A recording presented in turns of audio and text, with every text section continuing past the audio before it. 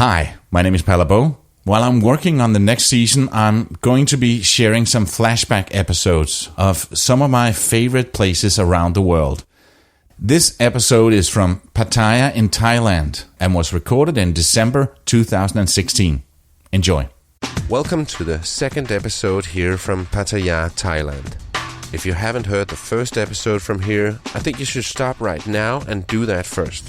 Then you'd know why I'm here in Pattaya, or Pattaya as the locals say, and how I got fed up with the party, loud music, and some of the other stuff that this place has to offer. Lady. Yeah, pussy. Pussy egg, pussy ping pong. Ping pong. Yes, pussy open the bottle. Meet Palebo, a digital nomad from Denmark on an epic journey around the world. At the age of 50, he made a bold decision. He sold everything, his house, his car, his furniture, and set out with a quest to visit every single country in the world, documenting everything along the way. This is the Radio Vagabond podcast. If you'd said to me years ago, what's going to happen to this boy? Drug dealer, on the streets, prostituting themselves, criminals, anything. I would never have believed he'd be able to go to college, university. In a few seconds, I'll continue my tour and chat with my new friend Derek. But before I do that, let me mention that this episode is brought to you by Hotels25.com. That's a website that helps me find the best deals on hotels around the world.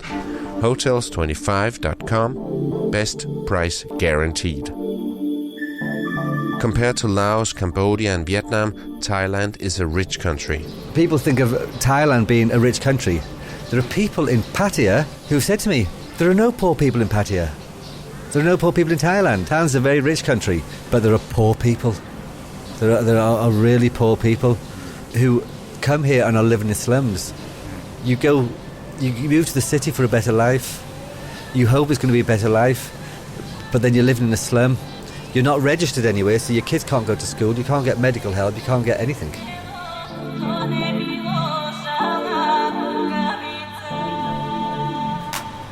So Daniel is one of our Danish volunteers. I think this is his third or his fourth time coming back here.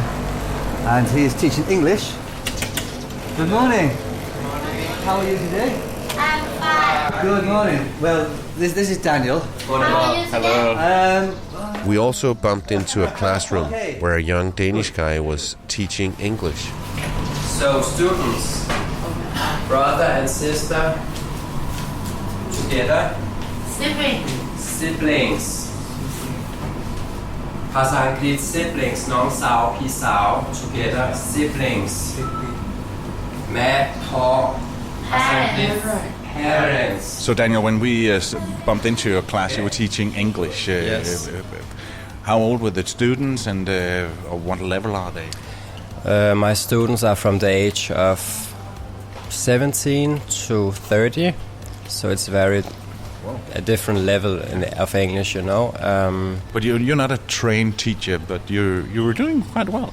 Yeah, I'm not a trained teacher, and I take it as an experience because I also learned so much about myself, how you can teach and how you should do it, and you need to be very patient.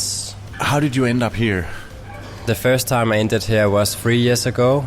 It was my gap year after school. I decided to explore the world and do a difference. And I was looking at the internet about volunteer work, and then I found this organization. And it sounded really good, and a lot of Danes have been here, and they talk so good about it. And then I'm an air host now, and I'm only working in the summertime. And I have the winter period off, and then I decided instead of being home partying with my friends and do the normal things, I will do a difference again. That's why I came back. So you're spending Christmas here? Yes, exactly, and New Year's Eve and birthday and everything. Yeah. And when you came here on your first stop, I bet it was not your plan to come back, maybe come back for a visit? For a visit, yeah, it was not my plan to be a volunteer again, but you never know what the future will bring, so... And you've been here 4 times? 4 times. This is my second time as a volunteer, and I've been on visits. Yeah. And not the last time? Not the last time, no. When I used to run the clinic at the children's home for street kids, I used to drive up there 5 o'clock every morning and 5 o'clock in the evening, and there'd be 2 boys waiting for me, 5 and 6 years of age, and they wanted my keys. They wanted the keys to open the clinic, and then they'd sit there. One would be telling me, like, he's so sick, and he's ill, while the other one would be climbing up the shelves to nick anything he could get his hands on. And I named these two boys the naughtiest boys in the world, and I said that lovingly because I just love these two kids. They were 5 and 6 years of age, and they were always fighting. If there was ever a window smashed, it was one of them. If there was a fight going on, it was one or both of them. If anyone said someone was stealing something, it was them. What kind of life did they lead? They led a life. They just fought for everything. Even at dinner times, when they first came to us, at dinner times, at meal times, they just grabbed as much food as they can, even off people's plates, until they realise you don't have to, because there's enough food for you now, and if you're hungry, we'll give you more food, and there'll be food at lunch. All they knew how to do was fight and steal. Were they living on the streets? No, they were living with their families separately, with their families in a slum. One of the boys who's still with us, he's one of 6 siblings. He doesn't know where his other 5 brothers and sisters are. I met his dad once. His dad was a drug dealer, been in and out of prison, and he stayed with us. This kid. Like I said, he's still with us, and I've watched them grow.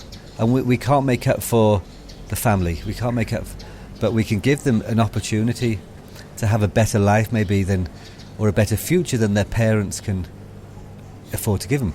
So this young lad was one of the naughtiest boys that I thought I'd ever met, but he was a great kid. And he went to school. He then got a scholarship to a private school. One of the best schools in the province. Got a scholarship. At what age? At age, I think he was 12. 12, and he left at after grade 9, and now he's in his final year at a Thai Austrian college studying industrial mechanics, whatever that is. And next year, this is his final year, and in next July or August he wants to go to university.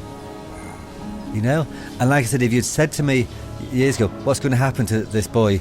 He's going to be a drug dealer like his dad. Drug dealer on the streets, prostituting themselves, criminals, anything. I would never have believed he'd be able to go to college, university. Although he has told me that he wants to go to a different university now, because apparently the girls are prettier at this new university. He's 19, yeah? What can I say? What can I say? He's 19,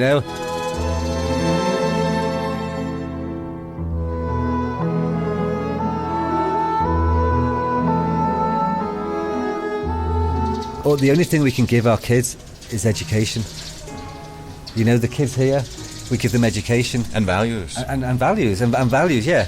But anyone can give, you can go out now and give a bag of rice to someone, you can give 100 bars, you can give them a pillow to put their head on if they're living on the streets.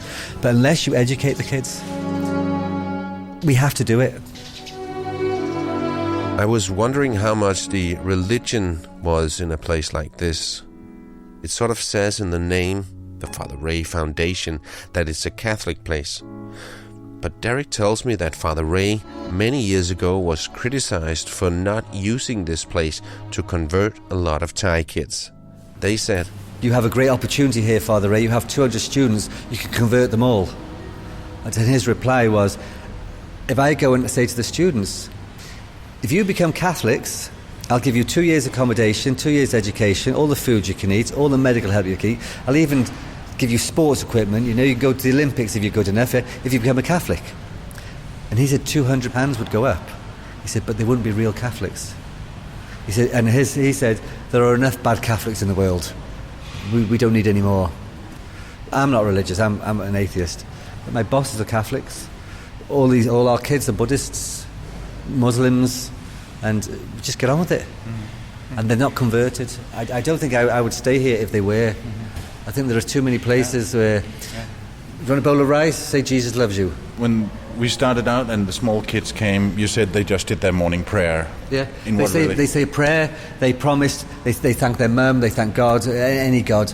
It's not a specific God. They thank their mum, they thank the teachers, they thank Father Peter, Father Michael, who are our directors. They thank Father Ray.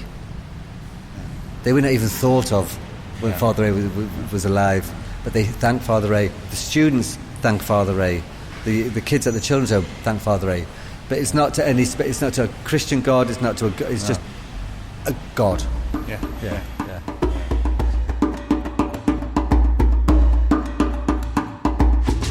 In 2004, we opened our drop-in centre for street kids. And at any one time, we could have 20, 30, 40 tough street kids, boys and girls, any age from, say, 11, 12, up to 20, in their 20s. And most of them were runaways, obviously run away from their hometowns, run away from poverty, abuse, neglect. When you see some of the villages up north, there's nothing to do. There is nothing to do. You go to school, in the holidays, nothing. So you come to Pattaya. But when you get to Pattaya, you can't work, you've got no ID card, so you're left on the streets, you beg, you steal, you prostitute yourself. Fortunately, I notice less kids on the streets now. There are still some there. Some people will tell you there are thousands of kids running the streets of Pattaya. There aren't. I drive around, I jog every morning along Beach Road. There's not that many kids. But there are other organisations who will pick them up. When the kids come to us, we can't force anyone to stay with us. We have to make it an appealing so that they want to stay with us. And then we have to persuade them to go to school, which is hard, which is very hard. If you're living on the streets, if you're prostituting yourself, if you've got a pimp who's going to give you 500 baht an hour to go and do something with somebody, it's a lot of money for a poor kid. We can give you 50 baht a day to go to school for pocket money. And when you're earning that money, it's difficult to give it up. And of course, you've got teenage daughters. Teenagers know everything. Yeah. So there are several charities like ours who go out and try and get the kids off the streets. But today there are far fewer kids on the streets. The number of street kids is reduced, but the number of poor people is still there.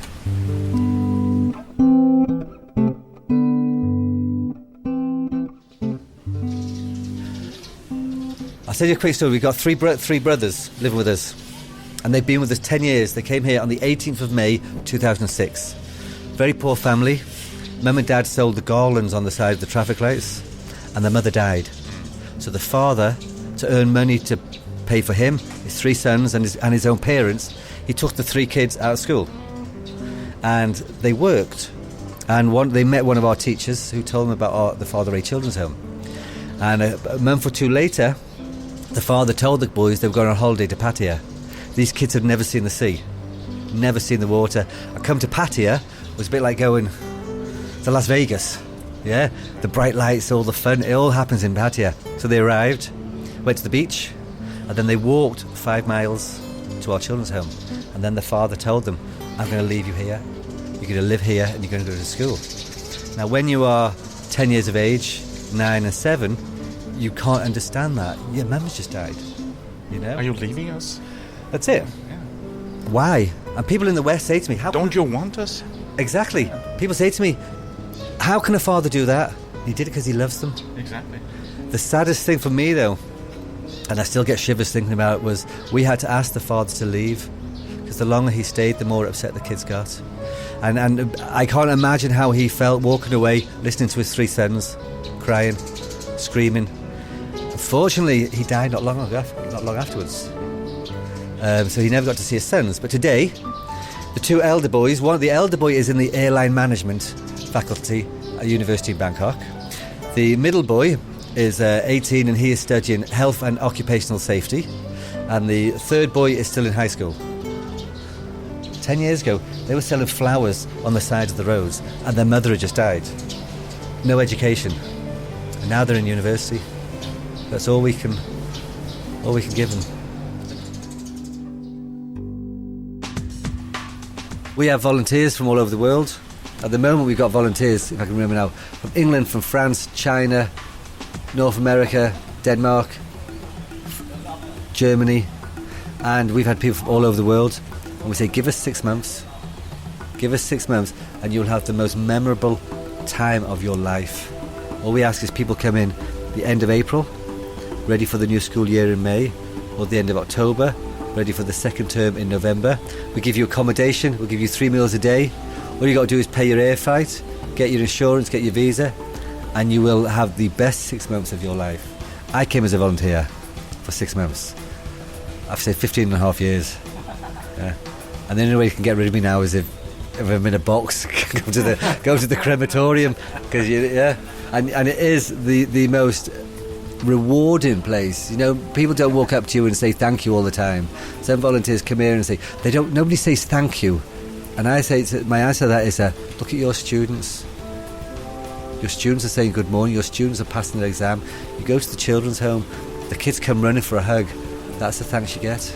If you're interested in being a volunteer, you can check out the link to their website that I put in the show notes on theradiovagabond.com. I'd like to say a huge thanks to Derek, Daniel, and the rest of the wonderful people I met here at the Father Ray Foundation, and I'm so glad that I decided to see more of this place than just the walking street. I might have gotten some of my prejudice about this place confirmed, but I also got to see that there is so much more to this town, and that's some of the great things about traveling, but you have to look for it yourself. You need to take a look beyond what is mentioned in the tourist office. If you like this podcast, please subscribe in iTunes or the podcast app on your smartphone. You can see pictures, watch videos, and read much more on theradiovagabond.com.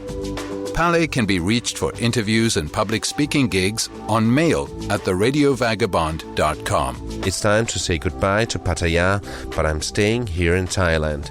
I'm heading north to Bangkok and then to Chiang Mai, and I'll be joined by my 20-year-old daughter, Clara, that will come traveling with me for the next 4 months here in Asia, and I cannot wait for that. My name is Palabo, and I gotta keep moving. See ya. I hope you enjoyed this flashback episode, and if you did, please share it with one of your friends. There's going to be so much exciting stuff coming up in Season 7 of The Radio Vagabond, and we start that one in September.